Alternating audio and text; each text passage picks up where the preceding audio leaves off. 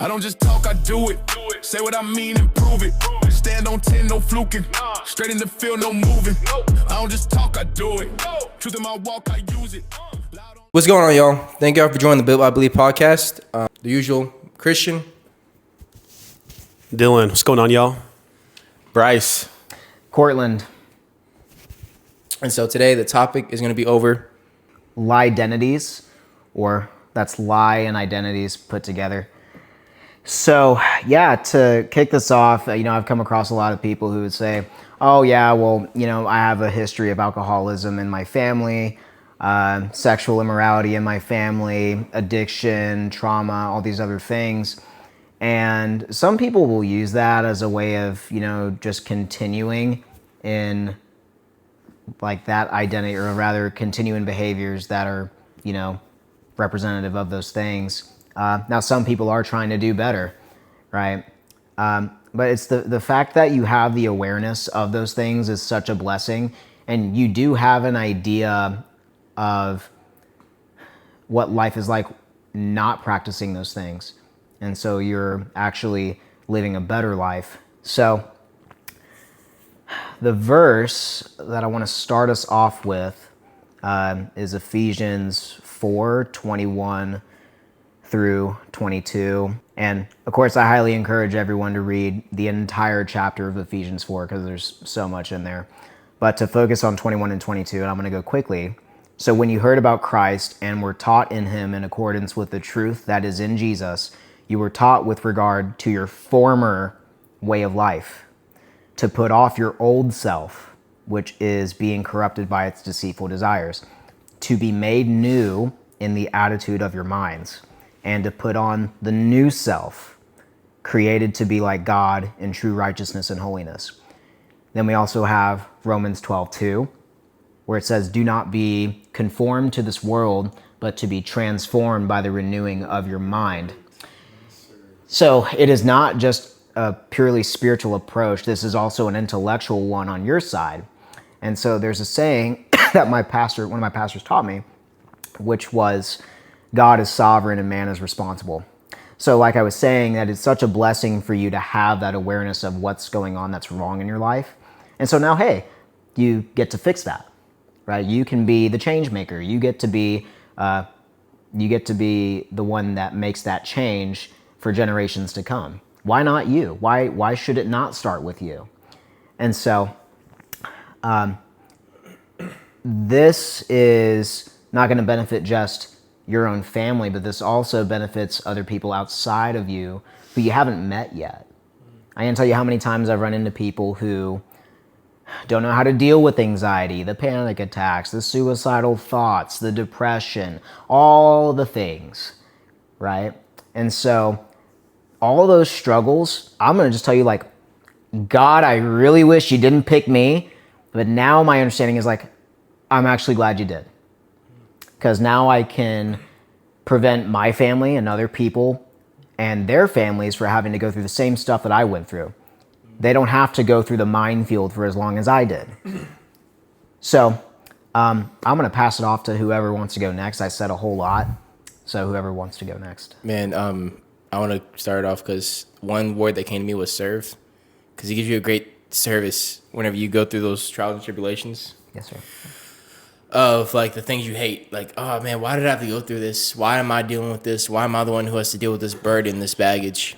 But then you realize on the other side of it, the silver lining is you get to teach others through the situation, because you didn't have credibility to show, hey, I've been through this, so I can then help you out, if that makes sense. Because let's say, for example, Bryce playing basketball. He's played a way higher level basketball than I have.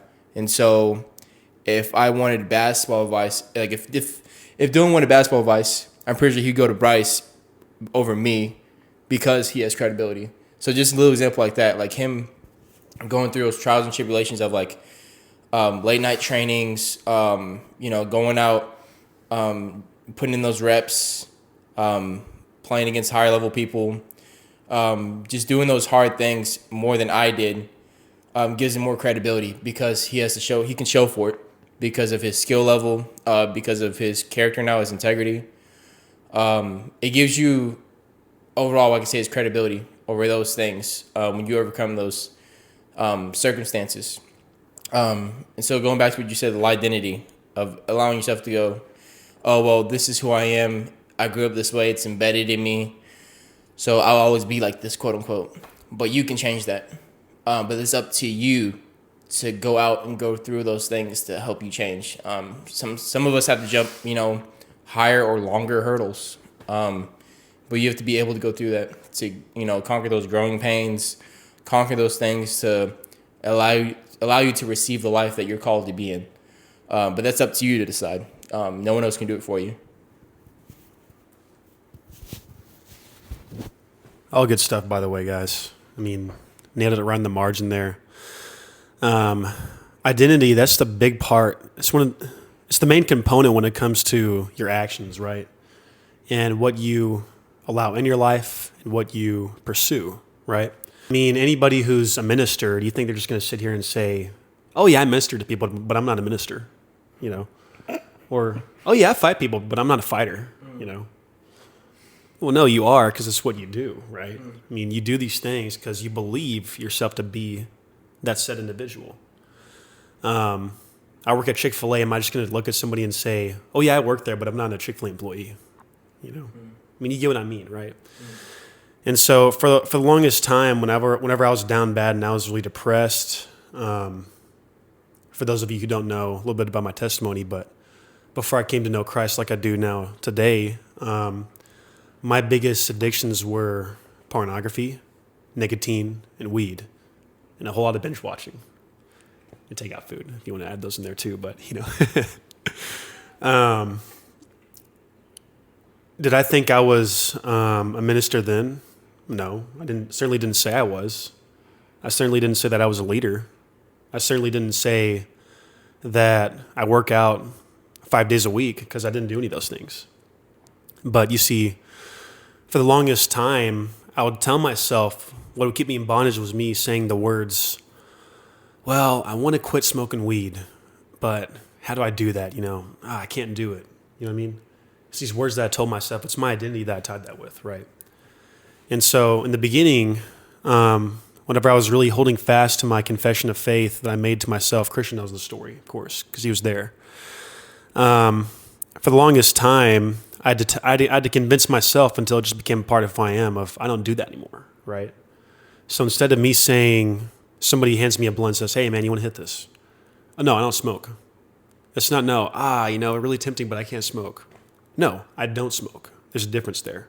Mm-hmm. And so you saying I don't says that's not in my identity. I don't do that, as opposed to saying, oh, yeah, man, well, I can't do that. Well, that's you leaving space. You can't right now. That's what you're basically telling yourself. And so that's how you're tying your identity to that thing. And so with anything you do, you're a soldier. Hey, are you a soldier, man? Absolutely, I'm a soldier. Are you you're a business owner? Hey, man, you own businesses. Are you a business owner? I certainly am. Yes, sir. Who you tell the world and who you tell yourself you are is who you're going to be, right? And so for the longest time, that's what I had to do. I had to say, I don't do those things. I'm not a smoker. I'm not a smoker anymore. I don't indulge in pornography anymore. I don't smoke nicotine anymore. I don't just waste my time anymore. Those are the things that I told myself. And then through that, I will tell you what I do now. I work out 5 days a week, non-negotiable. I go to church every Sunday. I serve in my ministry. I lead in my ministry. These are the things that I do. And these are the things that I tell myself that I do in the world as well. And that's my identity. No, you guys, you're definitely all right. I agree with you.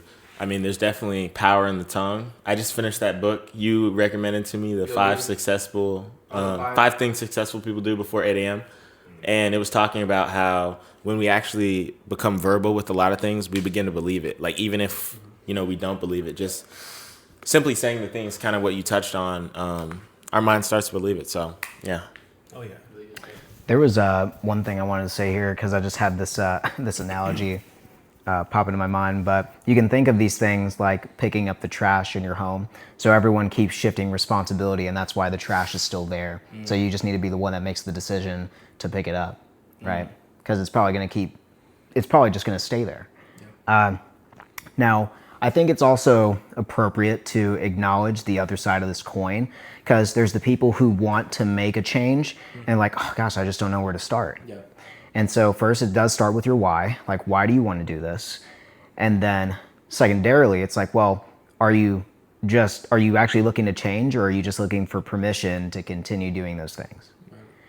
So, and unfortunately it's because, well, now some people are trapped. It's not because God hasn't spoken, but it is because they keep speaking something different out of alignment with his word. So, death and life are in the power of the tongue, right? For as a man thinketh, so is he. So, what are you telling yourself? Dylan, you did a phenomenal job of explaining that. And so you can, if you want to change, you can start. It doesn't have to be, it's crazy. Some people will have like a really intense, routine. Like routine. You know what I'm saying? Like, yeah, starting January 1st, I'm going to that gym. And then, you quit after a week and you still look like cottage cheese. So what you do is just make small decisions. Yes. Just step-by-step decisions. Yeah. It doesn't have to be super, super intense and then you go back to habitually doing what it was that you were trying to get away from. Mm-hmm. Perfection is not what you're... So I like how Paul said it. He makes daily strides towards perfection. He's not saying that he's attained it, though. Yeah. Mm-hmm. And so it's, what can you do better than you did yesterday? Amen. You have the power of self-reflection, for crying out loud. Yeah. So if you're complaining, well, guess what? You can do something about it. Yeah. You started it, so you can also... Well, actually, you may not have started it, but I would say it's still within your power to do something. Yeah. I'll go as far as say, you may have started it, but you can finish it. Yeah. It can end with you. And one key word that came to my mind when I heard y'all talking was, to cure our identity is one word: action. Mm. Yeah. Action. Yeah. Put in that action to actually change your fate. Because affirmations are phenomenal. Like you said, like speaking it, saying it, affirming your identity is great. Exactly. You cannot do, you can't say all these things but not do it. Because at the end of the day, your integrity also plays in it too. Because you can say all this stuff, but your BS meter in your head goes off going, you don't do none of that. You don't do none of that. What are you talking about? So you lose confidence. Because one thing you gain from doing all that, doing what you said you would do, is confidence. And so it's always good to show up for yourself. So whenever, again, the trash aspect, like you picking up that trash, taking it out, you gain a bit of confidence because you're like, okay, I did this hard thing that, well, quote unquote hard thing that no one wants to do, but really it's just a matter of you being able to be inconvenienced and doing that thing that, maybe someone else should have did it. Maybe that dad in your life should have stepped up and did that thing you were supposed to do. Maybe your mom in your life was supposed to step up and do that thing they should have did, but they didn't do it. So all you can do is forgive them and just, be a servant and just do it yourself. Sometimes we're faced those hard decisions just to do it ourselves. But again, God gives us that power. He's there with us all the time. So you're never really by yourself. You really aren't. So. Oh, yeah. Yeah.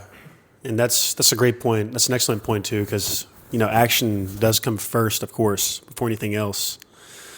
I think we kind of had the order switch there a little bit, but action still does go first, of course. Action goes first, but when you reach those points, of course, to where you're like contemplating, well, is this really who I am? Absolutely, it is who you are. You took actions. Now affirm those actions out loud and tie that with your identity, and you keep it going from there, right? And a little off script here, but actually I have a question for you, Bryce, as far as basketball goes, because you had some experience in basketball. Mm-hmm. How important would you say it is? Because everybody in practice, right, they're putting the action in, they're practicing, right, on the court, on the team. But how important do you think it is for someone to know who they are going to the court? And how that goes hand in hand with their performance? That's a good question. I've seen people that are sometimes the most talented people on the court individually, and they can't operate in team settings because they're not aware of like their role or just how they fit into a team.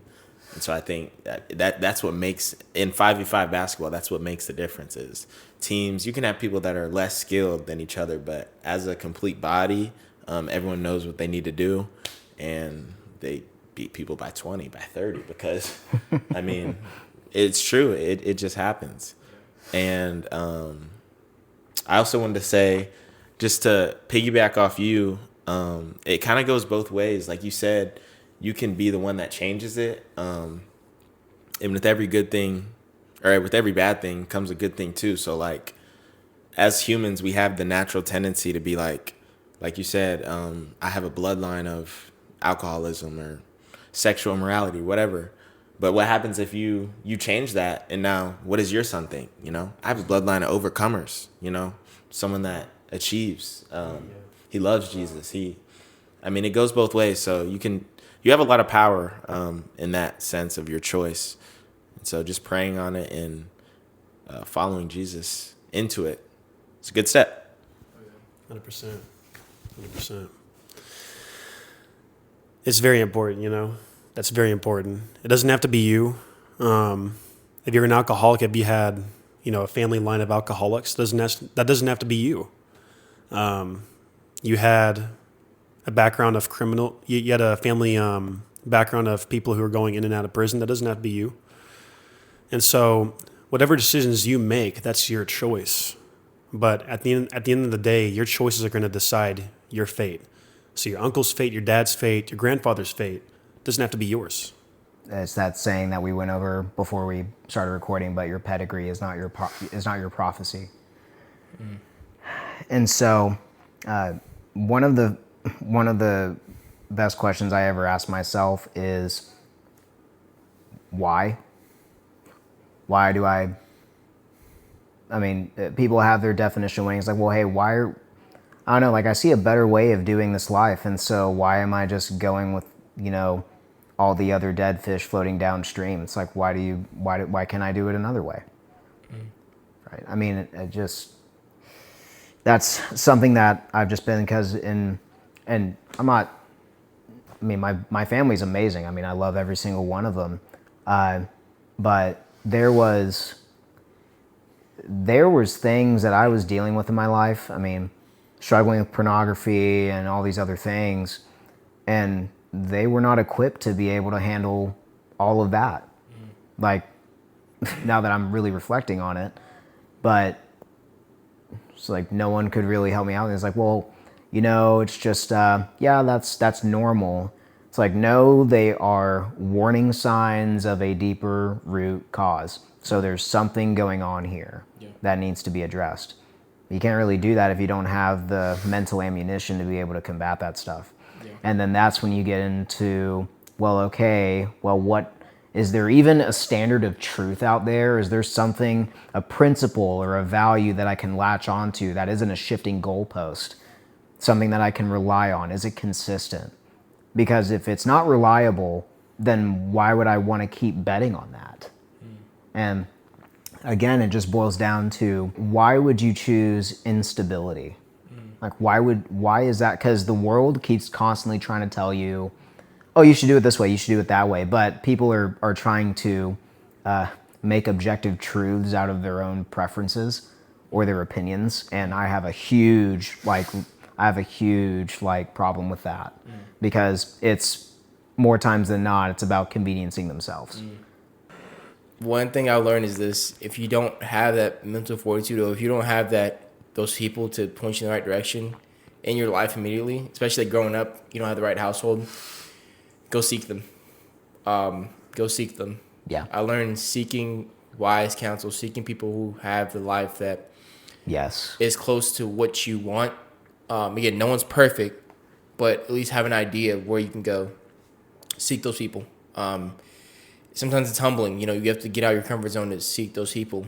But only then will you grow. Because if you stay in a situation, you go, well, I have no one around me. You have not done enough looking. You have not done enough looking, reaching out, or put enough effort and action to get around those people. And so at the end of the day, I hate to say it, but it's your fault. So do something about it. 100%. So 2 books that I would highly recommend that you pick up, and this is good even if you're a non-believer, if you believe or whatever. So As a Man Thinketh by James Allen and Hung by the Tongue by Francis P. Martin. Yeah, And the key scripture is Romans 12:2. Just wanted to highlight that out there. Yes. Do not be conformed to this world, but be transformed by the renewing of your mind. Well, thanks again, everybody, for joining us again on the Built by Belief podcast.